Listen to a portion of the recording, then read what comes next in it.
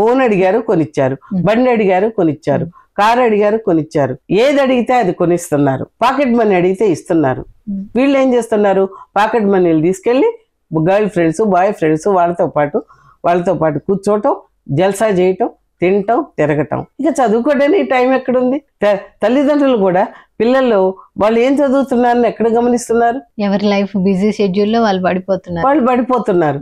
తల్లి ఏమో TV serial చూస్తుంటది, తల్లి ఏమో ఫోన్లో ఎవరితోనో సొల్లేసి కూర్చుంటాడు. వీటన్నిటి నేపథ్యంలో విద్యార్థి అనేవాడి మైండ్ పొల్యూట్ అయిపోతుంది. దానివల్ల అతను చదువు మీద కాన్సన్ట్రేట్ చేయలేకపోతున్నాడు, చెడుకు తొందరగా అట్రాక్ట్ అవుతున్నాడు.